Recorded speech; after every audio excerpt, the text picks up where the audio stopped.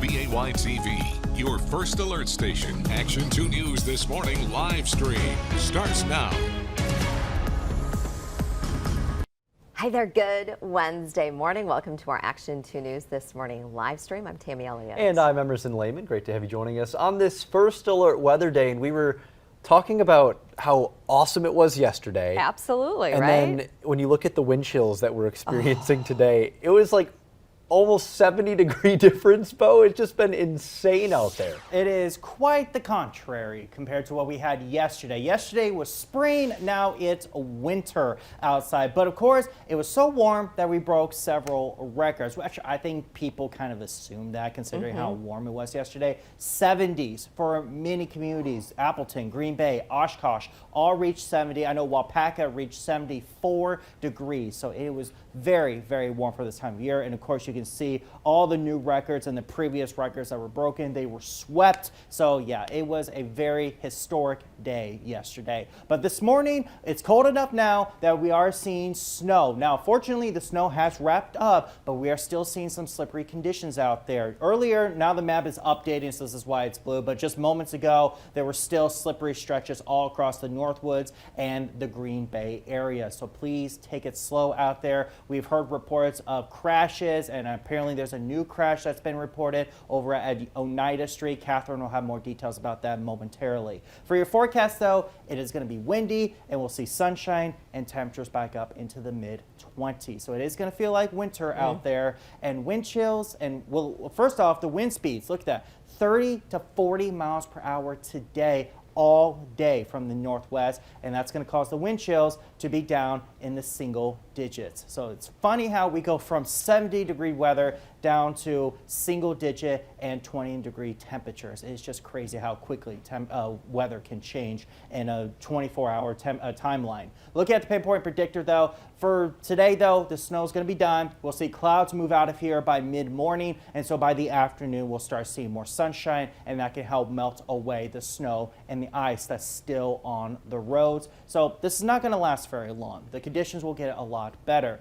But of course, if you're hoping for winter weather to stick around, it's not going to stick around. Guess what, folks? High pressure comes back in, and that picks up warm air from the south. And so by tomorrow, we'll be in the 40s. And then guess what? Another warm front that's going to be coming in by Thursday afternoon. And so Friday, we'll be in the 50s, and then Saturday and Sunday in the 60s again. The system not going to do anything for precipitation. We are too dry here for precipitation. So look at that. Temperature trends. 40s for tomorrow, 50s by Friday, 60s by Saturday and Sunday again. So this weekend, possibly could break several records. I don't know on the top of my head what the records are for Saturday and Sunday. I can look them up very easily, but I don't want to say something that's not right, you know. And then looking at your severe weather outlook, the next couple of days, not expecting a whole lot of activities. Monday, we might see a couple of showers come through as a cold front moves over us, but otherwise, no big systems are coming through anytime soon. And then a quick look at your 7-day. You see this weekend looking very, very nice for us. And then we'll be breezy on Sunday and see those rain chances on Monday. I feel like we've been having a lot of the warmth and the sunshine during the week. It's nice that we'll finally have a weekend to enjoy it as well. That. Yeah, I know. It's like the worst timing. Like yesterday was spring like, but it was Tuesday. Everybody's working. Nobody really can enjoy it. This weekend, you'll definitely have a chance of enjoying the spring weather. All right, Bo, thank you. And we do want to get right to Catherine with First Alert Traffic to get the latest on that crash just coming in. Catherine. Yeah, this is in the Ashwaubenon area, and this corridor of 41 in Brown County has really been a trouble spot this morning. So this is the latest crash that we're learning about, I-41 at Oneida. And as we take a larger view here of this DOT traffic camera, you can see, so the traffic going away from us, that's southbound. And if you look at the very left side of your screen, you can see officials there dealing with a crash basically right off the ramp there of Wabi Lane. And this stretch just south of here we had a crash, and just north of here we've had another crash northbound on 41 between 172 and Lombardi.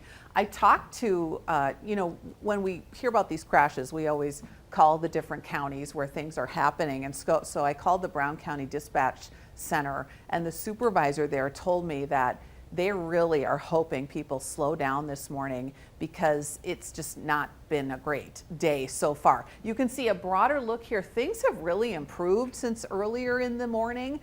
seeing a lot of green, whereas earlier we were seeing yellow stretches, which means things are going a little slower. That's still the case over in Wapaka County, where officials are dealing with the crash in the Waiawega area on 110, and Highway 10 itself is also slow. Guys, it's just, you know, this sort of whiplash that we had, the warm weather yesterday, then precipitation coming in, as Bo was talking about, and the temperatures just crashing. It really has made things slippery in some spots. And like you said too, the crews, they were able to get out there at least to treat those roadways, but still snow covered, slippery in areas. Brown County told me their salt trucks were out all night, so that's good to hear. It helps. All right, Catherine, thank you. I know you'll keep us updated on that. And then we also have Emily Roberts, who's been out on the roads this morning driving, and you're in the passenger seat. Chris is behind the wheel there. So tell us what you've been seeing and where you've been this morning, Emily. Good morning. With these slippery spots we're hearing about from First Alert Traffic from Catherine, we're just taking it easy. Definitely some sliding around, especially at county highway intersections and coming up to roundabouts like we just did. You might have heard some of that crunching there as we tried to slow down. There's a little bit of sliding here, especially earlier this morning. This is the first sliding instance we've had in a little bit here. So right now we are driving south on County Road N in Harrison, and you can see there's some coating of snow on the road, but there are still some clear pathways. It doesn't look too bad in this area. That can change. Just, 30 seconds back, there was some major blowing actually of snow, blowing and drifting the most all morning. Usually, from what we've seen, it was just a little bit, nothing majorly impacting how well you could see the roads. But back there, it became a pretty big obstacle. So there's something to be mindful of. Roads are getting better and better now that more plows and salt trucks are out working to make sure your drive is as safe as possible. So that's the good news right now. And Emily, you guys have been driving throughout the Fox Valley this morning. Have you noticed other drivers, vehicles struggling since you've been out there? More good news, even when you might wish this snow would go away. I haven't seen any crashes this morning driving around the Fox Valley, but of course you've been hearing from First Alert Traffic about a handful of crashes in Brown County, so it's still dangerous. You don't want to get too comfortable when you're heading out.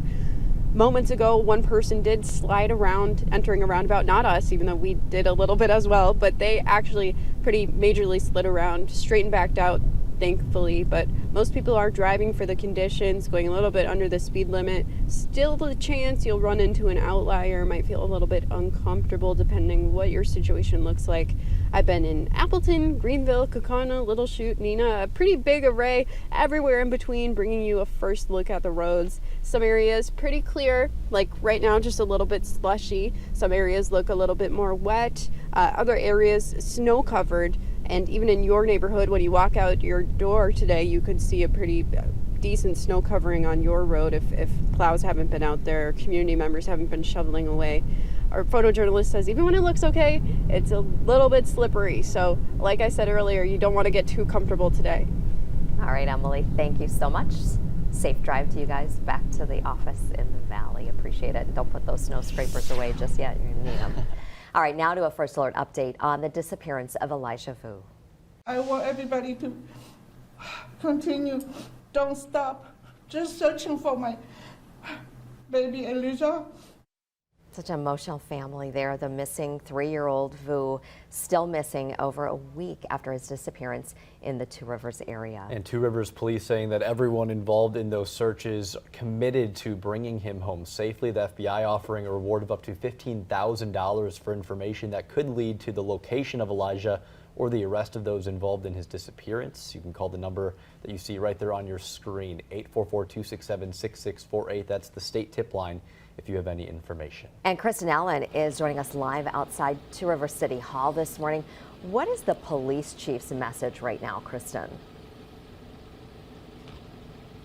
Well, Tammy and Emerson, the police chief spoke along with the family that you heard from at a press conference yesterday evening. And the police chief says that he's not speculating on anything right now. And it is still very much the intention of the police department, the officers, the investigators, and everyone involved to bring 3-year-old Elijah Vu home safely. They say that they are not giving up hope. They will continue searching, and they are still urging the community to volunteer on these searches as well if they've had community members, and also urging people to continue checking their land and their property.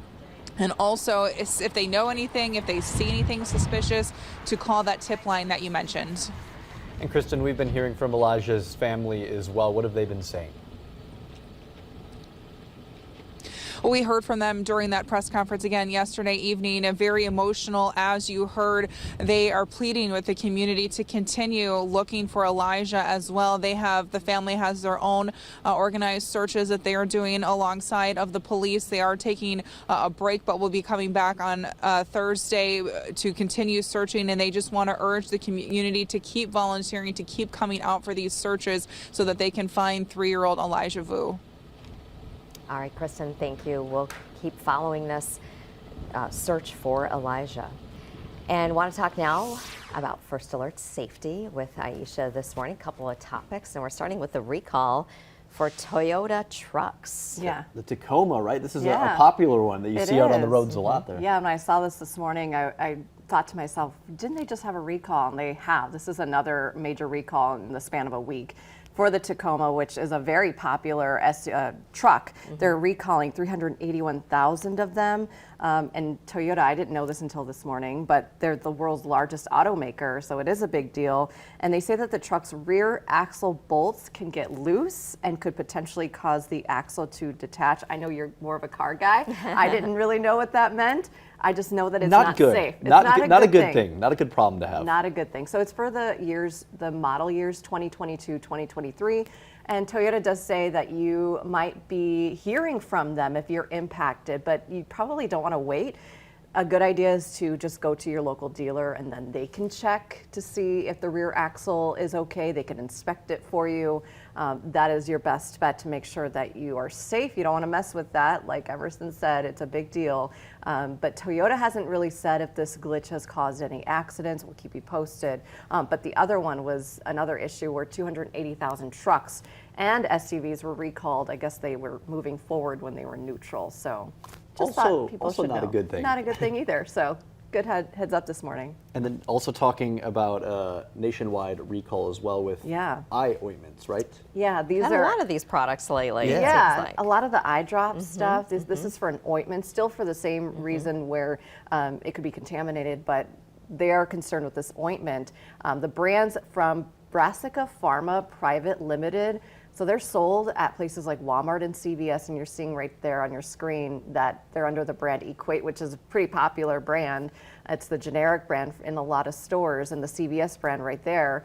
That lubricant eye ointment also for the CVS brand. So they say that the medicine that goes through the eye, and it avoids some of your body's natural defenses if it gets in there. So you don't want to mess around with that either. Again, you're seeing it there. We have everything at WBAY.com. Officials say that you could just take them back to where you bought them, and they can deal with that recall and maybe give you a refund. Okay, well, it's good to know. Always keeping us up to date on those recalls. Thank you so much, Aisha. Aisha. Of course. And before we go, guess what? It's National Pancake Day.